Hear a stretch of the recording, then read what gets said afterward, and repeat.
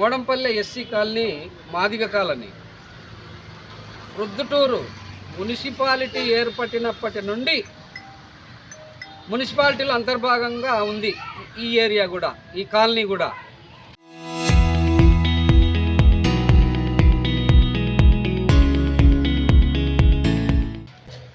ఈ కాలనీ దాదాపు 200 ఇళ్లతో నిర్మాణం జరిగి ఉంది. మాకు కూడా అందరిలాగానే డ్రైనేజీ ఉండాలా, రోడ్లు ఉండాలా, అన్ని సౌకర్యాలు ఉండాలనా లేదా అని చెప్పేసి ఈ పాలకులను, ఈ అధికారులను మేము ఈ సందర్భంగా ప్రశ్నిస్తున్నాం. మరి అందరిలాగానే మేము జీవించాలి కదా. ప్రొద్దుటూరులో మున్సిపాలిటీలో అంతర్భాగంగా మేము ఉన్నప్పుడు మేమేం పక్కన లేము కదా. ఇది రూరల్ ఏరియా కాదు కదా, మున్సిపాలిటీ ఏరియా కదా. మరి మా పైన ఎందుకు ఇంత నిర్లక్ష్యము అని చెప్పేసి మేము ప్రశ్నిస్తున్నాం. ఈరోజు 1985లో కాలనీ నిర్మాణమైంది. నిర్మాణమైనప్పటి నుండి రోడ్లు లేకుండా, డ్రైనేజీ లేకుండా ఎంతో కాలం జీవించినాం. అయితే ఈ రోడ్లు ఈ మాదిరిగా ఉన్నాయి అంటే మేము పోరాడే తెచ్చుకున్నాం. మా మీద మేము బాగుండాలని చెప్పేసి ఏ పాలకులు అనుకోవడంలే, పోరాడితేనే వచ్చినాయి రోడ్లు. మా డబ్బు ఏమైంది, ఎస్సీ ఎస్టీ సప్లాన్ నిధులు ఏమైనాయి అని చెప్పేసి జన్మభూమి కార్యక్రమంలో పోరాడితే మా ఎస్సీ ఎస్టీ సప్లాన్ నిధుల కింద ఈ రోడ్లు, ఈ డ్రైనేజీలు, ఈ కరెంటు సౌకర్యాలు అన్నీ ఇచ్చారు ఆ రోజుల్లో. మరి రోడ్లు, డ్రైనేజీ అయితే ఉంది కానీ ఈ నీళ్లు ఎక్కడ పోయేదానికి కూడా విధాయకం లేదు. అక్కడ ఓపెన్ ప్లేస్ ఉన్నది కాబట్టి ఓపెన్ ప్లేస్ లేకపోతా ఉన్నాయి. ఇప్పుడు ప్రొద్దుటూరు అభివృద్ధి చెంది ఆ ఓపెన్ ప్లేస్ అంతా నిర్మాణాలు జరగడంతో నీళ్లు ఎక్కడ పోయేదానికి కూడా అవకాశం లేదు. ఇదిగో ఇక్కడ ఈ టెంపుల్ కానుంటి నరసింహస్వామి టెంపుల్ దగ్గర నుండి కొద్ది దూరంలో పబ్లిక్ కాలువ, కొత్తపల్లి పబ్లిక్ కాలువ పోతా ఉంది. ఆ పబ్లిక్ కాలువలోకి కనెక్షన్ ఇస్తే మాకు నీళ్ళన్నీ, మా మురికి నీళ్ళని చెప్పేసి ఆ కాలువలో కలిసిపోతాయి. ప్రొద్దుటూరులో అన్ని ప్రాంతాల నుండి కూడా ఆ పబ్లిక్ కాలువలో కలుస్తున్నాయి. మా నీళ్ళు కూడా పబ్లిక్ కాలువలో కలుస్తాయి అని చెప్పేసి మేము విన్నవించుకుంటే కౌన్సిలర్ గారు, ఈ వార్డు కౌన్సిలర్ గారు 9 లక్షల రూపాయలతో అక్కడ సైడు కాలువని శాంక్షన్ చేపించాడు.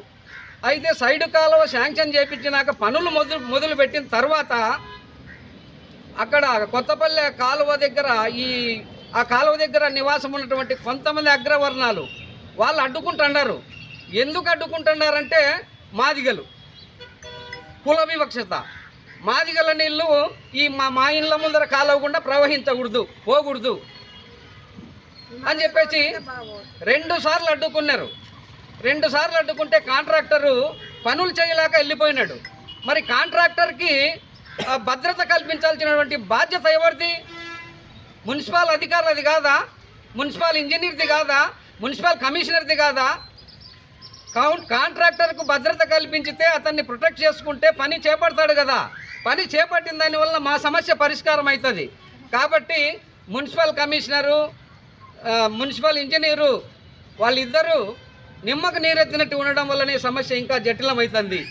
ఇప్పటికైనా కూడా మా మీద జరుగుతున్నటువంటి కుల వివక్షతను పారద్రోలేదానికి అధికారులు కంకణం కట్టుకోవాలని చెప్పేసి కూడా తెలియజేస్తున్నాం. మున్సిపల్ కమిషనర్కు ఒక్కరోజు కూడా పట్టదు. భద్రత కేటాయించుకొని కాంట్రాక్టర్కు పనులు చేపడితే ఏ సమస్య ఉండదు.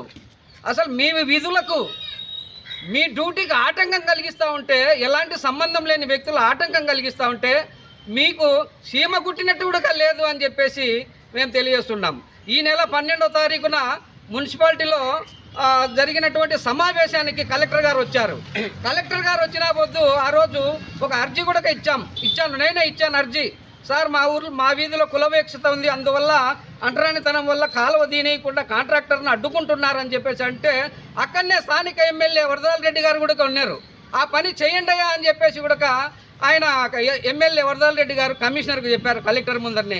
కలెక్టర్ గారు కూడా చెప్పారు ఆ పని చేయండి అని చెప్పేసి. మరి ఇప్పటికి ఇన్ని రోజులు గడుస్తున్నా కూడా పనులు చేపట్టలేదు.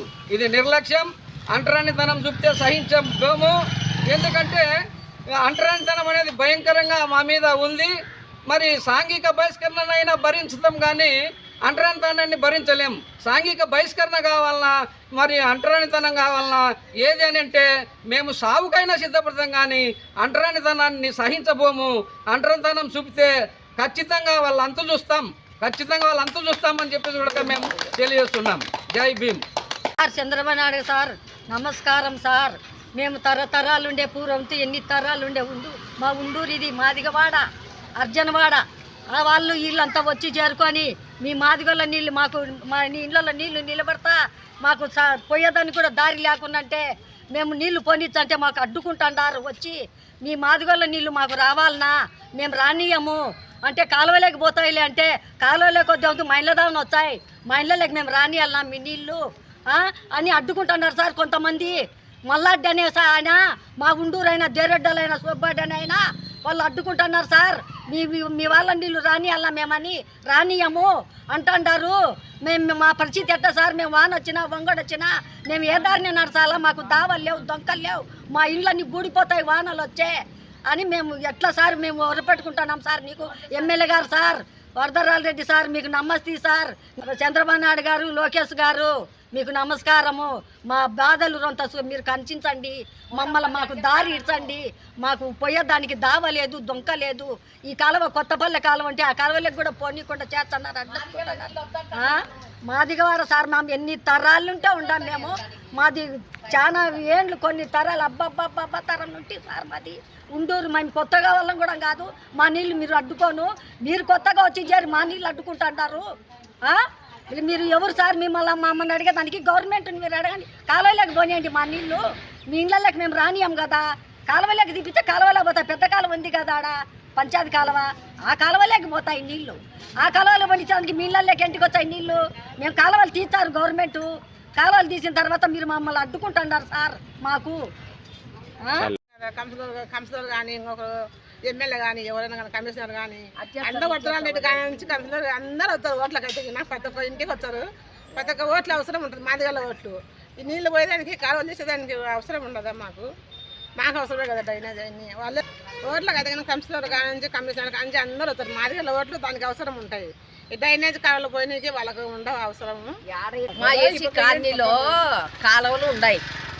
ఆ నీళ్లు ఎట్టబోవాలి సార్ మాకు అని నరసింహస్వామి టెంపుల్ కానింటి కాలువ తీసినారు. ఆ నీళ్ళు అవలో పోతుంటే రైతులు పోనీయలే రెడ్డి గారు. మరి మేము ఎట్టబోవాలా? మా ఇళ్ళల్లో వచ్చి కూర్చొని ఓట్లు వేసుకుంటారే కుర్చీలు వేసుకొని మరి మా నీళ్లు పోసేదానికి వాసన మాదిగొల్లయి. ఏమట్లా మాట్లాడాలి? నీళ్ళు మాకు వద్దంటున్నారు. బాగా నీట్గానే ఉన్నాం, అందరము బాగుంటాం, దేవుని తలుచుకుంటాం, దేవుని నమ్ముకొని. అట్లా మాకు సాయం చేయాలా? మాకు చేసేనే మాకు ఇప్పుడు ఉంచి ఇలాంటి మా నీళ్ళు ఎందుకు పోయినారు సార్? మీరు అవతల క్రిస్టియన్స్ పోతున్నాయి కదా, మా ఎందుకు పోవు పెద్ద కాలంలో నీళ్ళు? మా కాడ ఏడ మాదిగొళ్ళు మేమంతా ఇటు కడల వాసన గల్ల సురాలన్నీ పెట్టుకున్నాము. సచ్చినేటి పుచ్చినేటి తింటున్నామా? మేమేమన్నా ఉన్నాయా ఇప్పుడు?